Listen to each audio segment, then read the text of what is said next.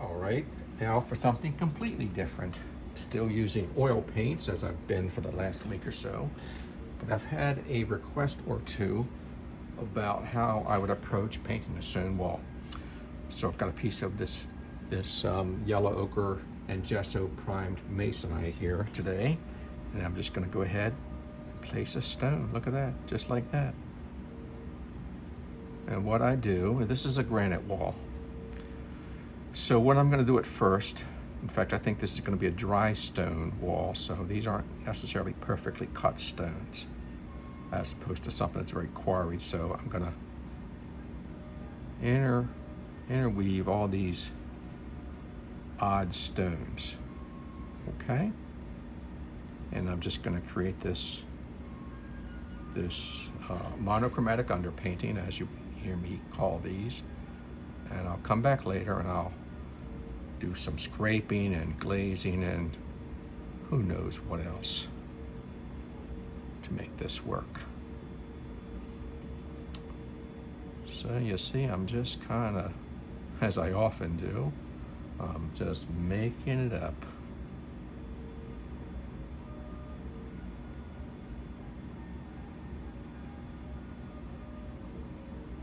Thin one there, yeah.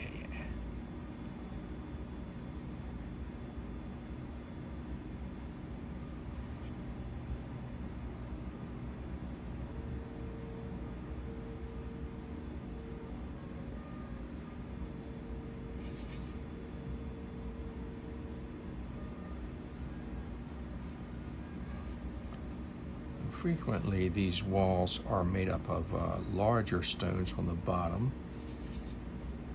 and maybe, you know, they use the smaller stones obviously to chink, to level stones and make them fit together. I call it chinking. You know, like there's one. You know, that was an odd stone, so they've got this.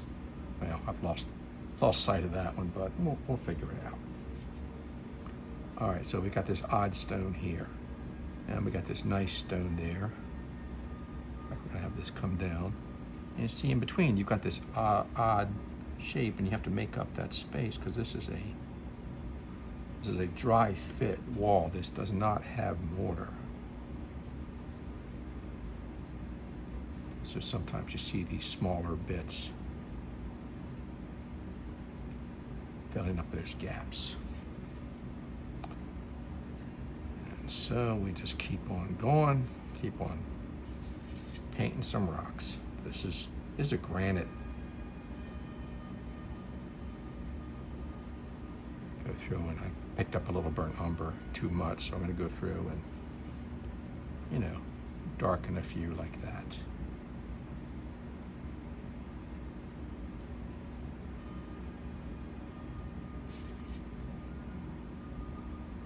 Odd stone here, or two.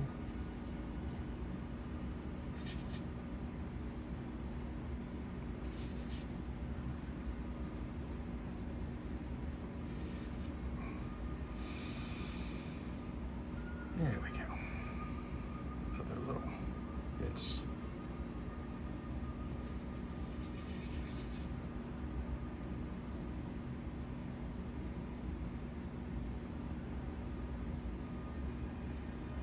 Easy stuff. I guess it's easier for me because I am from an area that it must have 100,000 linear feet of stone walls here and there. It's a hilly town, Ellicott City. You all know that already, I know. And it's referred to the Seven Hills of Ellicott City sometimes because it's such a hilly terrain, so everything is terraced. You know, it's just, that's how they built. The hills are all reinforced so they could level out areas and build upon everything. Every buildable spot. Oh, let's see. Just keep on going or not? I don't know.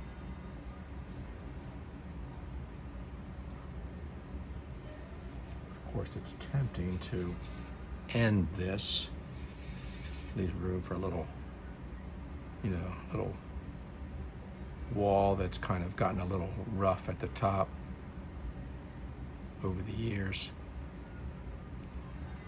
Maybe the part of it has been salvaged for the landscaping in somebody's backyard, which happens quite a bit. We're gonna do a scene up here. I guess we could always do something up there.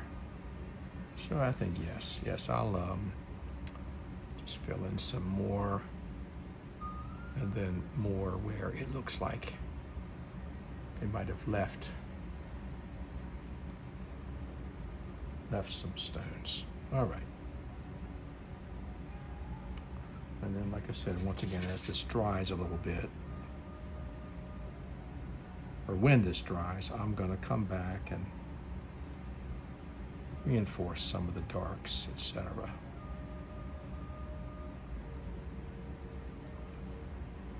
And the occasional blotting. See what a nice texture that creates.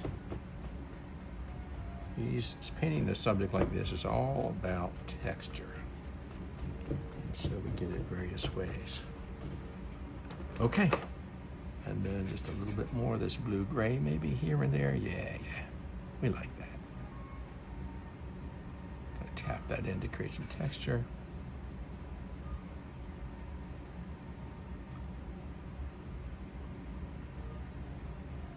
The interesting thing about the quarries in this area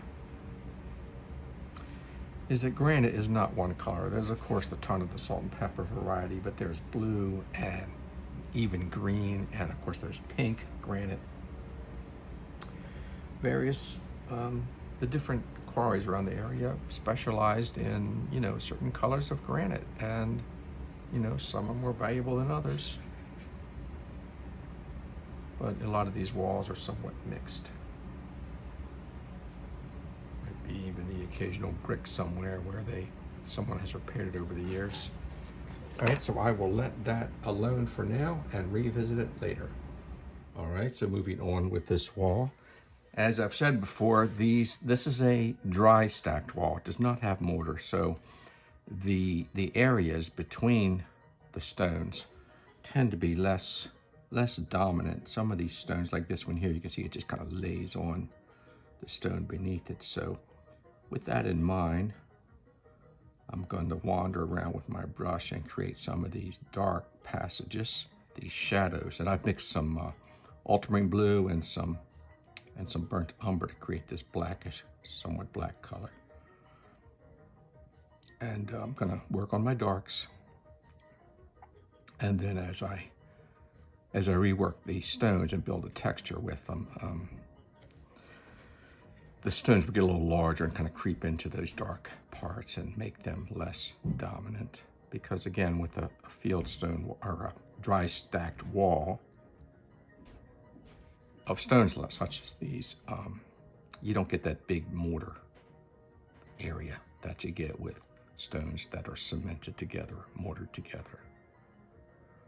So you can see I'm mainly concentrating on the corners, the parts where the stones somewhat converge, because that's where you're going to get the most of these darks, those bits. And every now and then, you might get a little bit underneath the stone like that where it's uneven, but over here maybe it lays completely against the stone beneath it, and it doesn't necessarily have any kind of dark, because these stones, gravity holds them together. And a properly stacked stone wall shouldn't be moving. What is it the Irish say? You put one stone on two and you put two stones on one. Pretty soon you have a wall. And I think that what the point of that is you bridge these gaps. You don't want any of these gaps to be continuous. You want to bridge them. So I guess this is a lesson in wall building as well as a painting lesson. So there you have it. Such is life. See how this slowly comes together.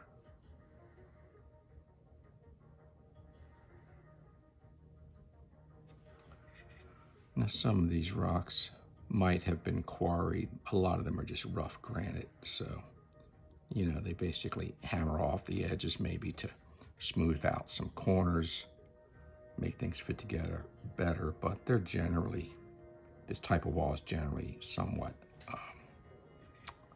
has a lot of variety of size and texture and color.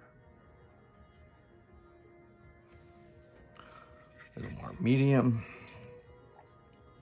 and I just keep moving along.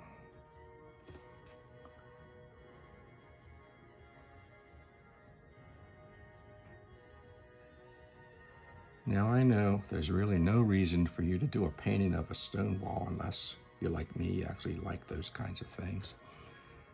But if you're doing some old farmhouse or something, or a garden that has a stone wall, I mean, it'd be nice to know how to do this. So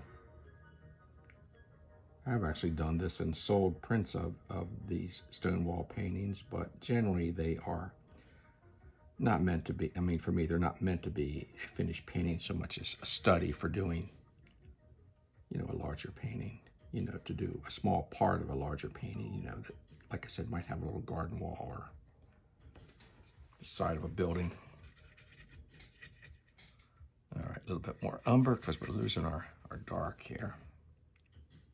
And we just keep working our way left to right sometimes and top to bottom.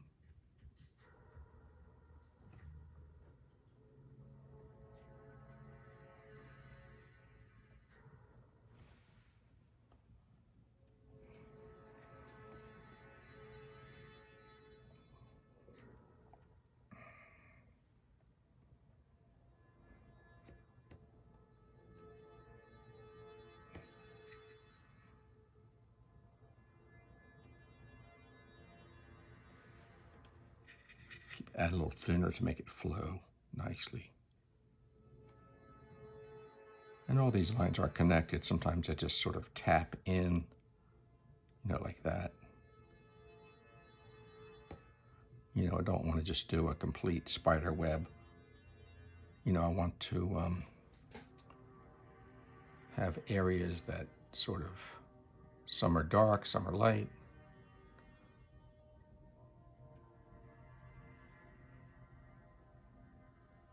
And of course, all of that will change as I fill in the stones themselves, the texture on the stones. But as you can see, this step really brings the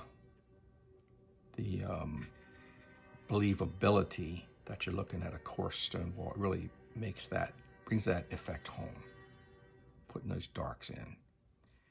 If there were a mortared wall, I'd probably be using a little bit of yellow ochre and white,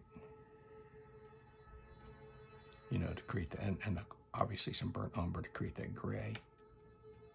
All right, so there you pretty much have it.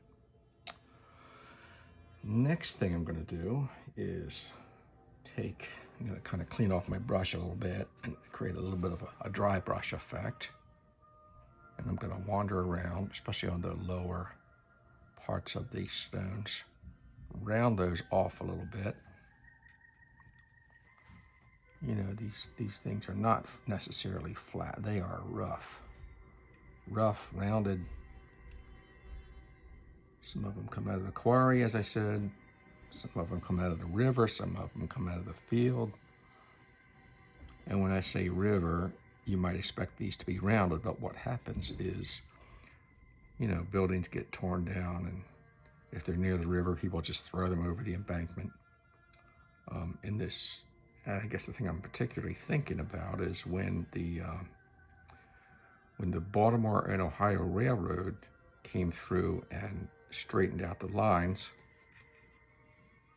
Some of the original line was made with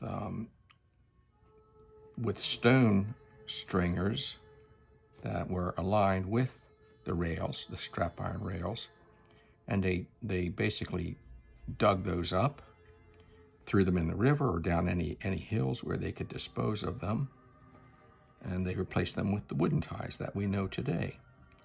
Now, enterprising builders of the day back when people didn't mind a little bit of hard work, these builders or people that wanted to build a garden wall or a retaining wall would salvage these stones out of the river, and they'd build walls with them.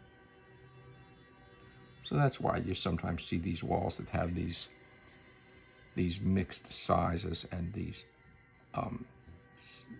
stones that are sometimes very much squared out. Might even have a little piece of chisel along the edge here, where there's a piece that, you know, where they had put a piece of strap iron originally.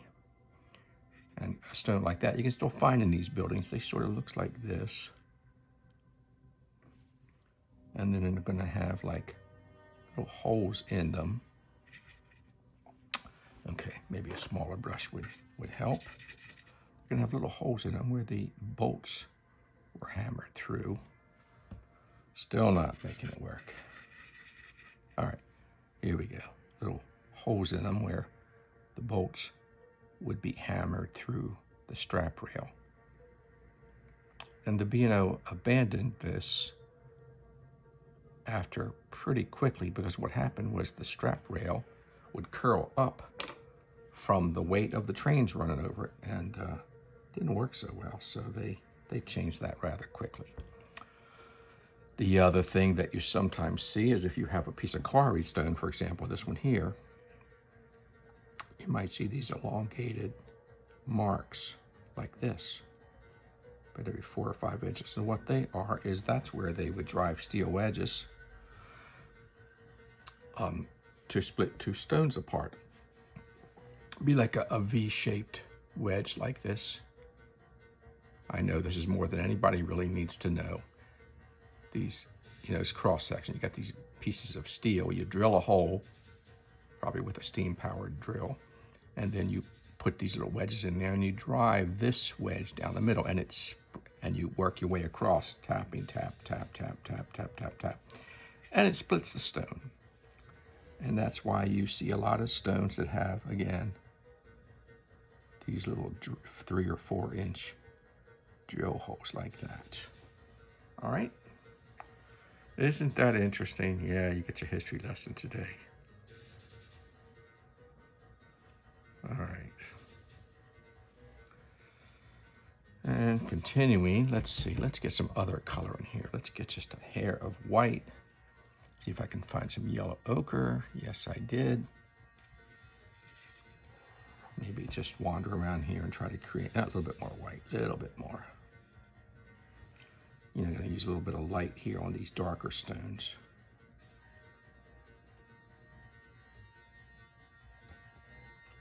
And then we'll come back later with a little dark on the lighter stones. Just trying to build up this texture. A little bit more umber here and there.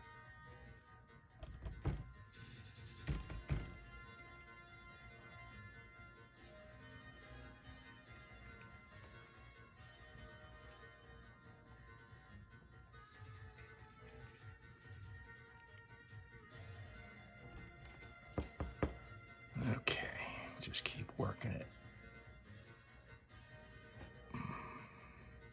Texture, texture, texture.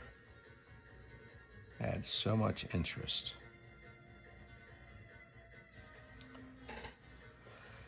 Okay, so still looking around. Again, a little bit more yellow ochre with this. And you know, as I said, sometimes these stones have a little bit of a green cast.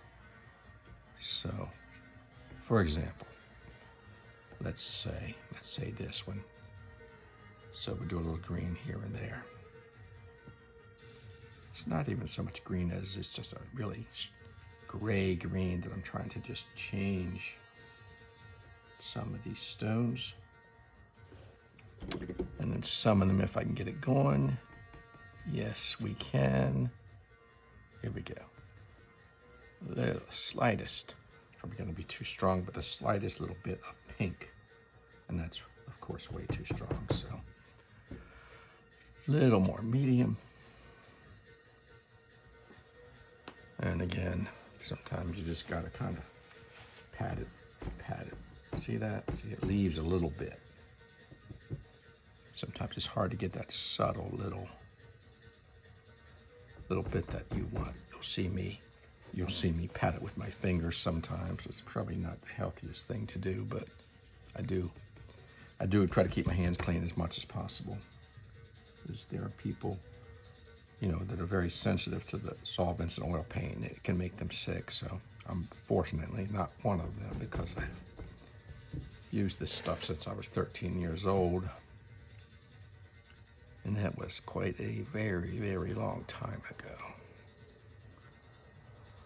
All right, so maybe even, let's see if I can find a little bit of burnt sienna here. Yeah, a little bit. A little bit of a rust color here and there, maybe. On this one here.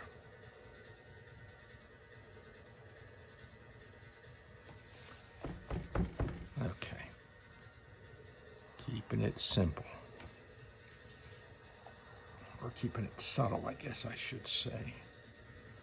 Very thin application of paint.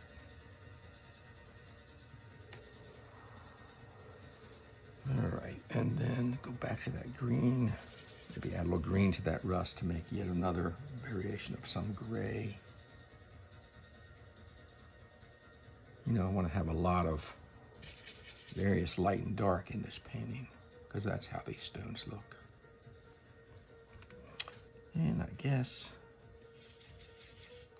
maybe come back with some light again. Kind of comb across the top of these stones with some white. It's really not white. It's kind of a gray, pink, white, something like this. It's a mixture of a little umber and God knows what's in there. But I just want to use it for a highlight, you know, the light coming down from above. Obviously rakes across the top edge and maybe a couple of these spots where the stone might be protruding a bit more. So we do that for a little while. And I guess especially up here, if I'm going to leave this wall, you know, like this is the top. Need to have a lot of highlights up there.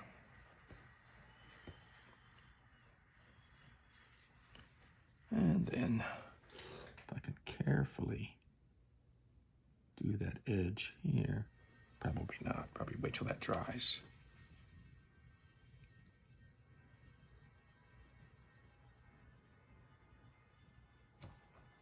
Oops, too much.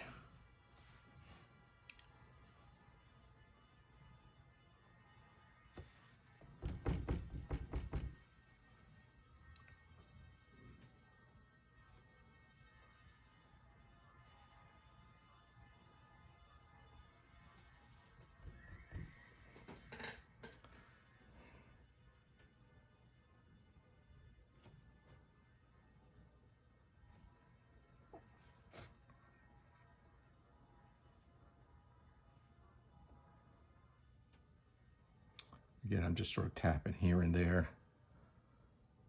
because, as I said, these rocks are rough, and sometimes these little points come out and catch the light. All right.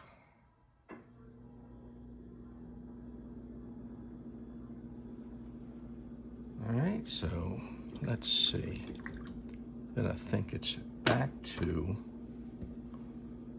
this burnt umber and this dark blue to get a nice dark color. And I still want to come back, especially in the, like I said, especially in these little bits where stones come together, you get this really dark, sometimes darker than everything else. You see how that really brings out the shapes. Just here and there, not too much.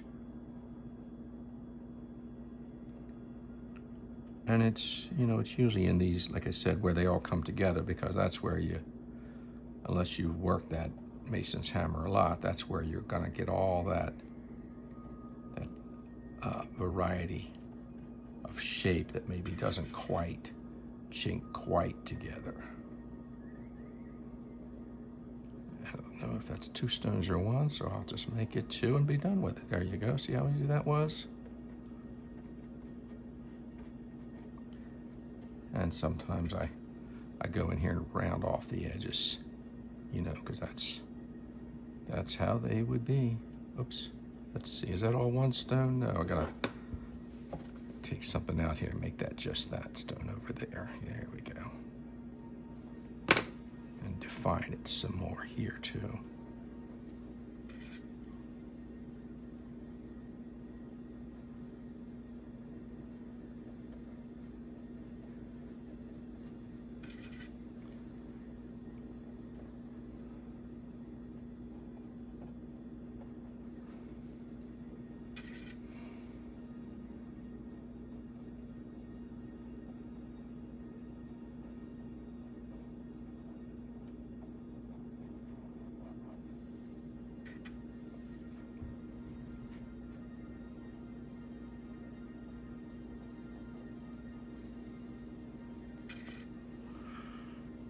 Okay, we're getting there.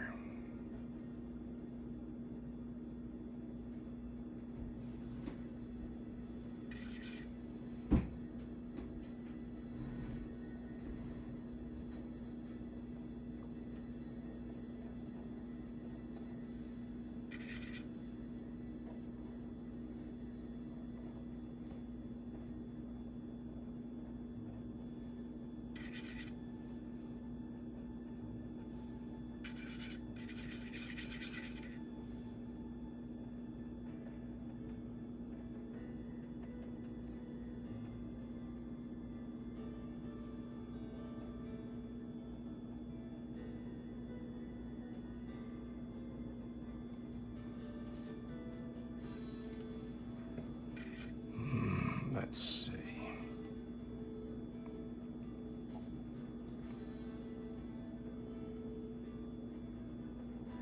Around and around in between.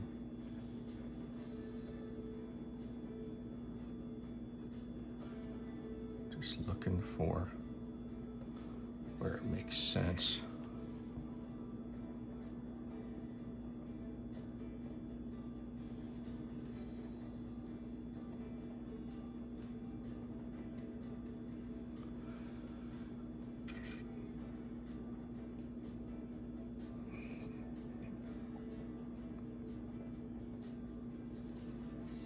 All right, so I think I'm gonna stop there for now because ironically I have to go teach an art class at the senior center, so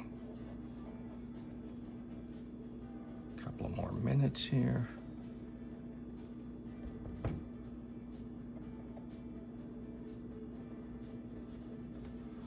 All right, we'll catch up a little bit later today, possibly. Okay, we've returned to, I think this might be the 3rd session of our stone wall painting. And I believe what I'm gonna do today is take some sap green, maybe a little yellow, and just kind of suggest, you know, this is an old wall. This is a wall where it might have lost some of its top stones. Grass has grown over it. You know, maybe it's a retaining wall and we've got this grassy area right above it, you know, like that. All right, so we're just gonna fill that in. Kind of rough shapes, just trying to suggest what's there.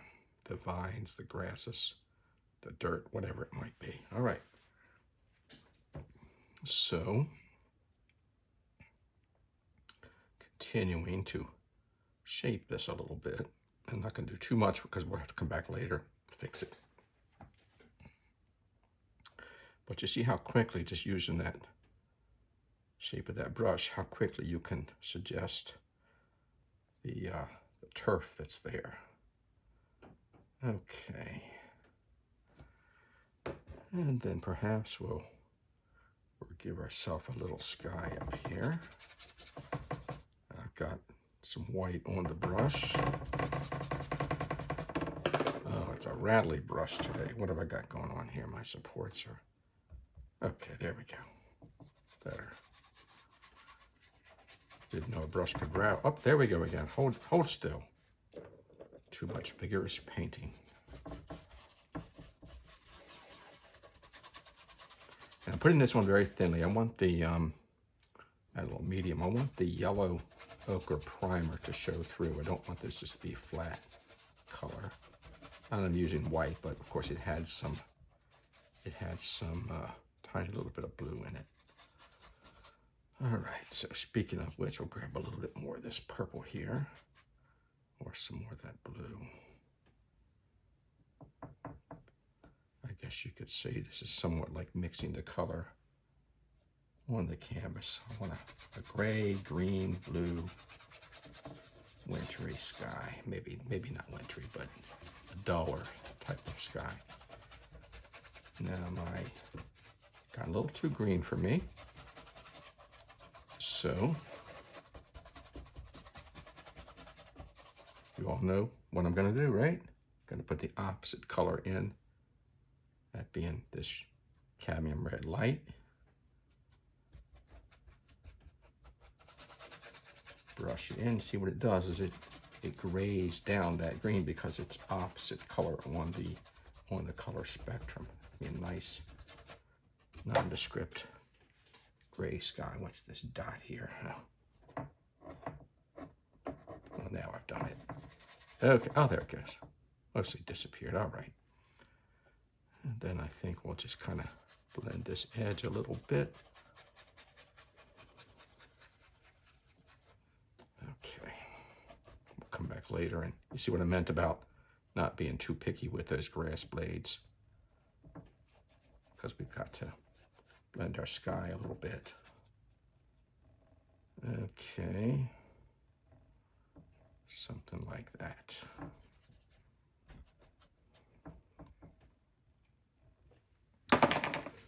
Okay, then have a quick thought about it.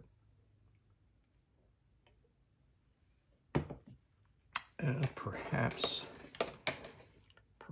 a little more. Let's see, let's grab some of the cerulean blue across the top. Blend it in. Maybe a little medium. Oops, that was paint thinner. Oh well, now it's got paint thinner in it. That'll really make it move now.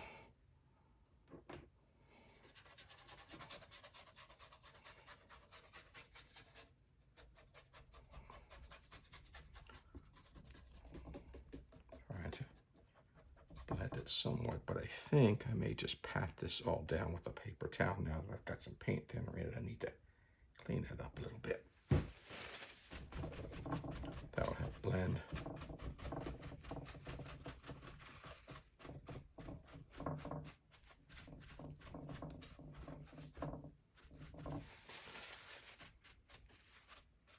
There we go. Okay, now back to these grasses. Once again, I'll get some of this sap green, and I'm going to pull a little bit more detail here. Not too much, because I'm going to revisit it. I just want to reestablish what I've got going on. And I tend to, since I'm right-handed, I tend to do all my grasses and curves to the right. So you need to go back. And remember, you need to go back sometimes and do some counter balance here. Grass is going in the opposite direction. There we go. You get the idea. All right, so what else we got growing here? Let's see. I'm not sure, but to me, maybe this is, I would say it's a rhododendron, but yeah, I don't remember exactly what the growth pattern is as far as the shape of the limb. So I'll just do a, whatever it is whatever you see is what you see kind of plant, which I do a lot of. There's really, to me, there's no sense in being too married to botanical accuracy, we'll call it. As long as you can, you know, make these things interesting. So there's the rough plant. Okay. And then I think, again with the sap green, and maybe we'll add a little cobalt blue. And maybe just do some foliage, some leafy bits across the edge. And when I paint things like this, I tend to always consider the energy of the plant growth going outward from the plant, and of course the leaves being pulled towards the earth, gravity. What's that gravity gets you down thing? So I just wander around here, again, painting, pulling these leaves outward and away from the plant, grouping them together in places.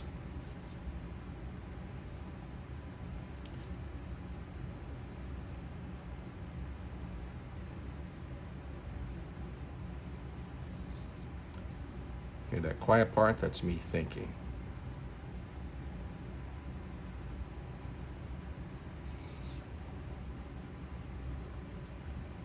Don't want to overdo this, but I need this color in here for my darks. Just keep working it a little bit more. You got to cover, obviously you got to cover some of the branching, got to cover some of that trunk. So about like that. Then, cleaning my brush, come back here and take some of this yellow, make a little brighter green, and then get up here and add some lighter color. I'm going to add a little white to the green now. So we got this sunlight effect washing down on the tops. See, and we leave the dark that we put there before gives us our background color. And that's one way to paint a bit of brush. Yellow, white, green, and we just keep going. You may need to kind of place it on a little heavy here and there because paint is so, with oil paint, it's wet. Sometimes what you place blends into what is already there, and it may or may not stay bright like that. All right, so something like that. No big deal.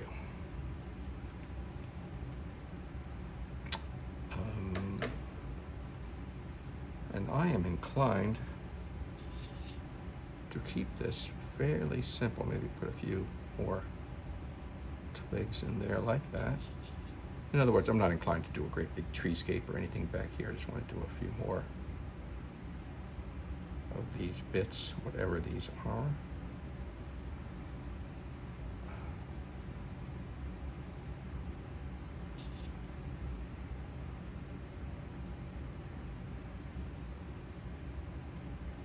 There's a, oh, I don't know, what would you call it? A asymmetrical way of doing this. So your plants don't all look repetitive. All right, so I actually think that may be about it for those. And then of course cleaning the brush once again. Gonna go back to my dark color, with just a few dabs. These are just spindly little things. No big deal. Oops, too much light. Stick with the dark. These are not, you know, trimmable hedges or anything. These are just spindly bits of who knows what. All right, and then let's see. I'm gonna work on the grass just a tiny little bit more. Although I really do like the way it's worked out. So a little burnt umber, raw umber, and with the green again. Maybe just darken up a few sections. And you know how fond I am of using this scraping tool. So maybe we'll pull in a few light sections if we can. There we go. If the paint gets too dry, it doesn't work, but I think we'll be all right. Just a few of these. Add a little something to it. All right. So I think for now we'll let the top alone. And we will work on the wall again. And I think one of the first things I'm going to do is take a bit of raw umber, and I'm just going to go over all these stones. I want to, especially across the bottom, I really want to push them into the darkness a little bit more. There we go. See that effect? A little more. Here we go. Place it around. Paint it in, rub it in, because light, you know, it's working its way down, and the closer we get to the ground, the less light. So I like to, on walls, I like to darken the bottom like that a little bit.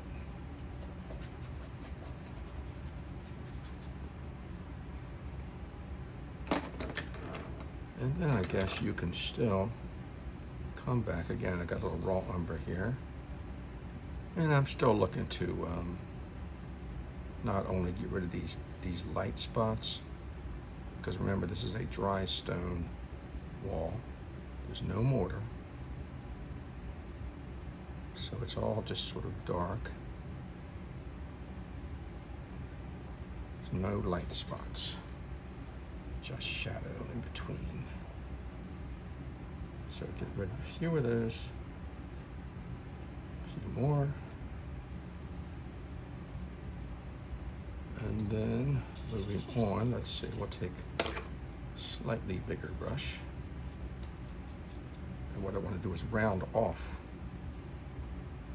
I'm going to make these stones appear just a little bit worn, a little bit rounded off on the bottom. It's a little too much. I have to add some medium.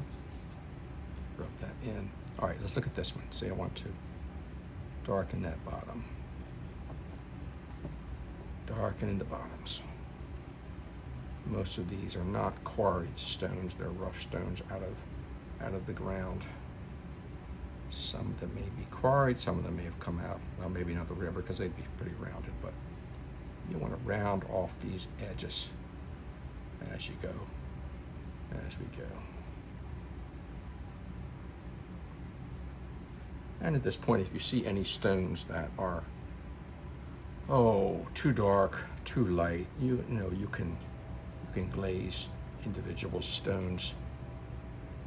But at this point, I seem to have, along the way, managed to keep a variety of values in these stones, so I don't feel the need to do that too much. So I'm just still fussing around with it. Okay, and I guess perhaps it might work to take a little white, little burnt umber, make a nice gray, maybe even add a little bit of blue. Not too much. Make a nice little gray, and every now and then you might have, you know, the front of the stone picking up a little light.